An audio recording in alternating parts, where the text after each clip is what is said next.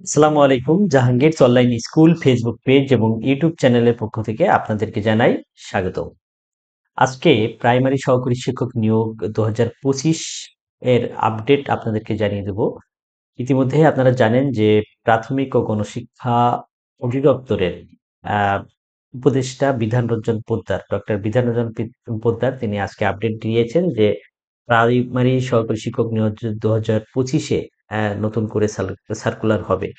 তো তিনি অনেক বিষয়ে কথা বলেছেন, মিড ডে মিল সম্পর্কে বলেছেন এবং কোটা সম্পর্কিত কথা বলেছেন। বিভিন্ন বিষয়ে যে তথ্যগুলো তিনি সরবরাহ করেছেন, সেই জায়গা থেকে আপনাদের তথ্যগুলো দেব এবং কবে নাগাদ সার্কুলার হতে পারে, কত নিয়োগ হবে, এভরিথিং এই ভিডিওটিতে থাকছে। ভিডিওটি না টেনে সম্পূর্ণ দেখবেন। আশা করি আপনাদের প্রাইমারি নিয়োগ সংক্রান্ত আপডেট জেনে যাবেন।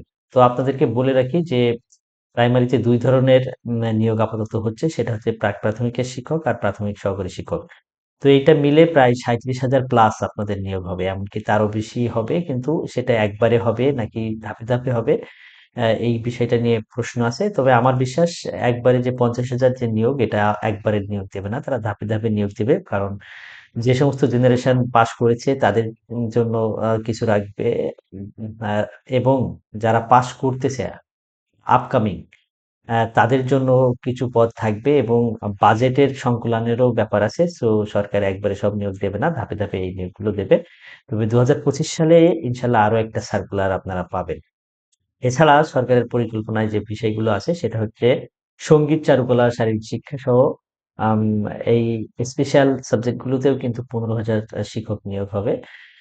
তো সর্বমোট ৫০,০০০ প্লাস নিয়োগের কথা বলা হচ্ছে। কিন্তু আমরা জানি যে পিডিপি 4 এর আওতায় তারা কিন্তু প্ল্যানিং করেছিল যে সারা বাংলাদেশে ১,০০,০০০ শিক্ষক ২০২৫ সালের মধ্যে নিয়োগ দেয়া হবে। তো সেই নিয়োগের সর্বশেষ কি হয়েছে সেটা, মানে কতজন নিয়োগ আ দেয়া হবে এই বিষয়গুলোতে আ আমরা তথ্যগুলো জেনে তারপরে আপডেট জানাচ্ছি। যে দেখেন, দেশের প্রাথমিক শিক্ষা কার্যক্রম পরিচালনা নির্বিঘ্ন করতে শূন্যপদগুলোতে নতুন নিয়োগ ও পদোন্নতি দেয়া হবে বলে জানিয়েছেন প্রাথমিক ও গণশিক্ষা উপদেষ্টা ডাক্তার বিধান রঞ্জন রায় পোদ্দার।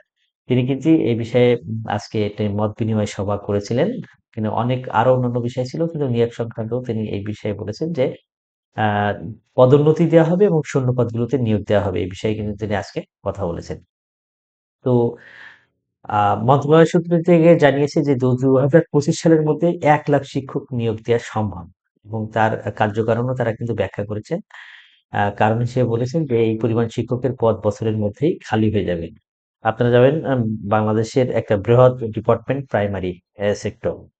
তো এখানেই তারা ১,০০,০০০ শিক্ষক নিয়োগের যে পরিকল্পনা করেছিল গত সরকার, তো সেই নিয়োগের ৪৫,৫২৭ জন শিক্ষক নিয়োগ দেয়া হয়েছে এবং সর্বশেষ ৬,৫৩১ জন, তাদের নিয়োগ জটিলতা ছিল হাইকোর্টের অনেক তালবাহানার পরে শেষ পর্যন্ত তারা নিয়োগ পেয়েছেন।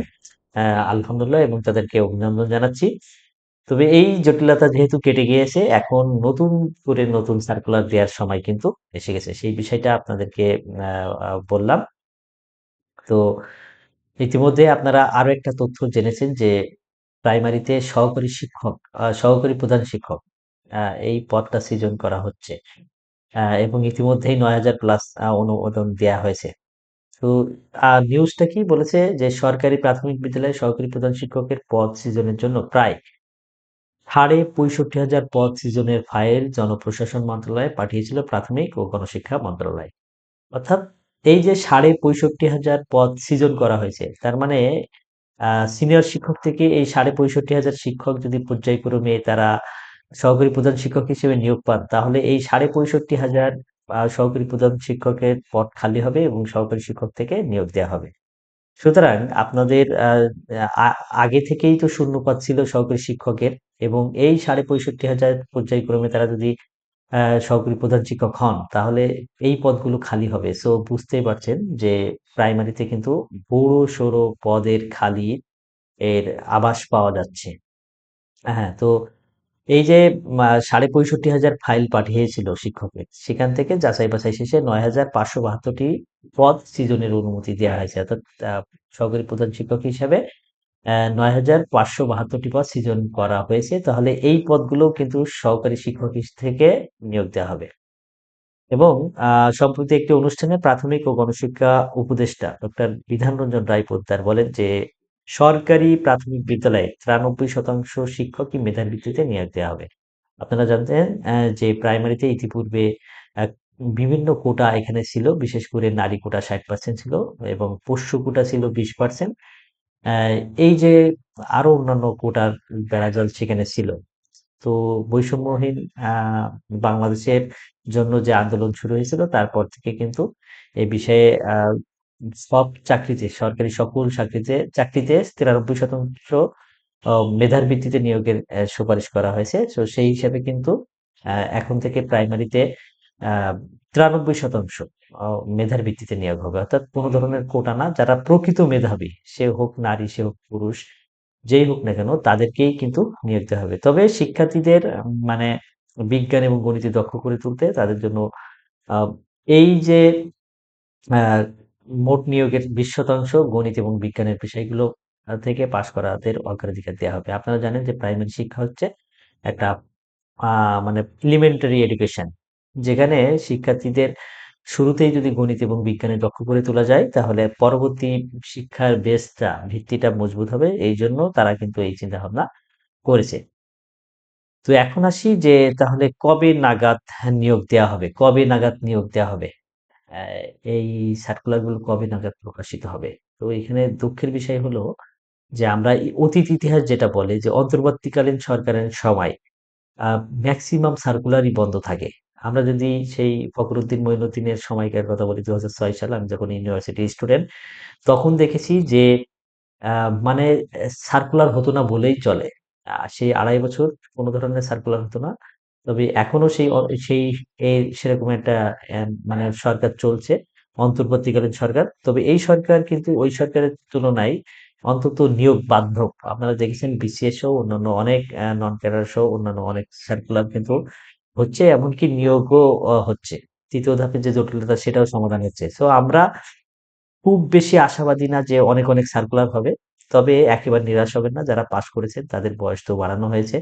আহ 32 বছর পর্যন্ত করা হয়েছে, অনেকে এই রেঞ্জের মধ্যে পড়ে গেছেন।